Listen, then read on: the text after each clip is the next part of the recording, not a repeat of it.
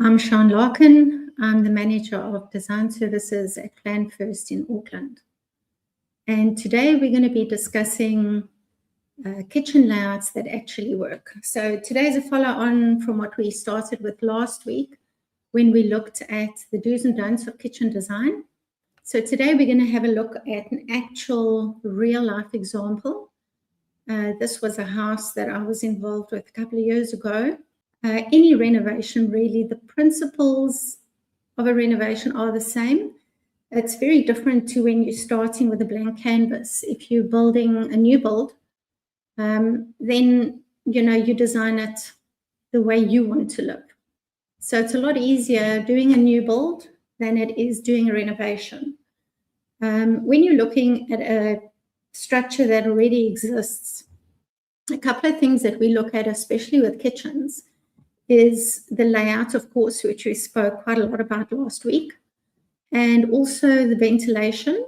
Where are the entrances and the exits to the space?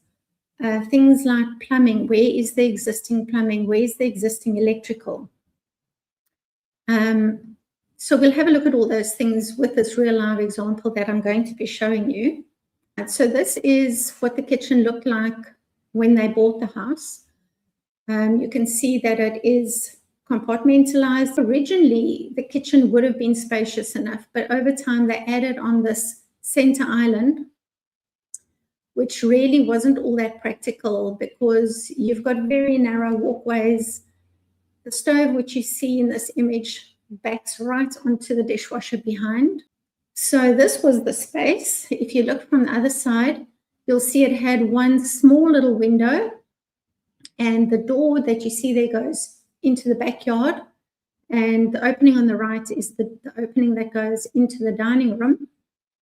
And this is a tiny little pantry. I think it used to be a passage. And this is an image of the dining room, which is on the left of the wall that I showed you initially. Again, very unfriendly. This dining room had, over time, an entertainment room built onto it, which would be on the left of this image. It's very dark, very gloomy. But one of the things that we wanted to do was actually open the space up to the kitchen and just try and make it friendlier and get a little bit more natural light into this space as well as into the kitchen.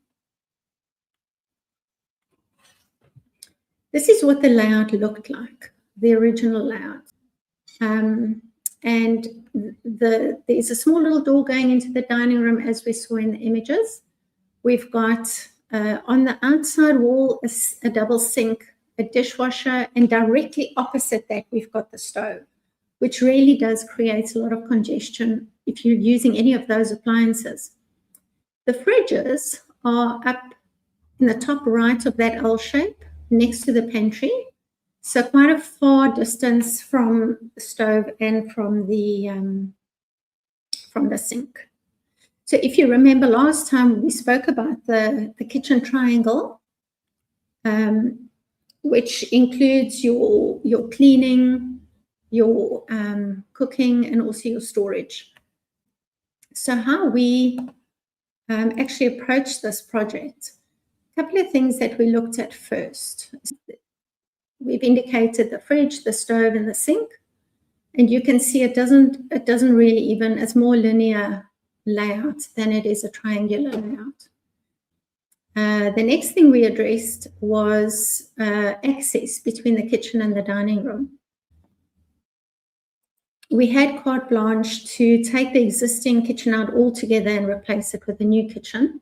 The things that we did look at was positions of plumbing, positions of electrical, and we wanted to retain those positions as much as possible. Other factors, which we're highlighting here, is items that we wouldn't have wanted to move, which is the window, the external door, the pantry space, and then the access to that dining room. So those were fixed parameters that we couldn't change. So what we decided to do was keep the L-shape cupboard, because that is it backed onto a wall. We retained the window on the southern side because that was the only place to put a window in. But we did put a bigger window in, and it opened sliding folding so that you could get natural ventilation in. Being open plan, we didn't need to put cupboards on the opposite side, so it left a big space to put a decent sized island. So you can see we're keeping access to the pantry, we're keeping access to the outside, and we're also keeping access to the dining room. So what we decided to do was keep the fridge where it was originally, so we didn't have to move any of the electrical plugs for that. We kept the dishwasher where it was, also just to save a little bit on the budget. But we did move the hob onto the back side. And the reason for that was, the reason we didn't have it on the island was we wanted to extract that hob into the roof space and out, which meant that we had space on the island to put the sink. So all in all, our triangle worked very well. We've got our cooking area. We've also then got our cleaning area. Then we've got our storage, which completes the triangle, and it's also kept in the same space. Then the two other things, we spoke about the 5 zones last week, which is the modern triangle. We've got our entertainment space on the opposite side of the island, and then also lots of preparation space. So quite nicely, everything was accommodated within the space that we had. So this was our new layout that we had once we'd redesigned the kitchen, and we'd also opened it up to the dining room. So what we decided to do was to incorporate the door into the pantry as part of the cupboard layout, so that it created a uniform look. Once we were happy with the layout and we'd gone back a couple of times to the client and we'd sat around the table, really looked critically at the space and how we were redesigning it, the next step was so at this stage, keep in mind, we haven't looked at material selections yet. We've solely looked at layout and function. And one of the trends that we're going into now is to move more towards telling a story. So a lot of heirlooms coming back in, a lot of pieces that have got family history and that are sentimental to the family. We did integrated appliances, so you don't actually see the fridge. The fridge is hidden behind doors that are the same as the rest of the kitchen.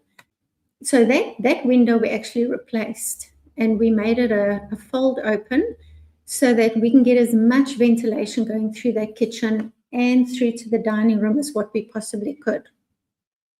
So this was the end result. We did a couple of different options for them, but this was the first option that we did.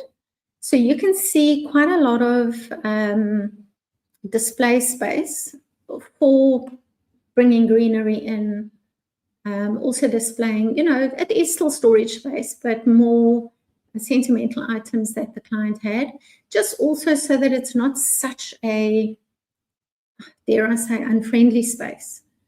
And we just compartmentalized all the storage so that it just brought a little bit of character into that space. They wanted to bring a little bit more timber in, so we re-looked at the materials and we came up with this one, which is the one that they ultimately decided that they were going to go with.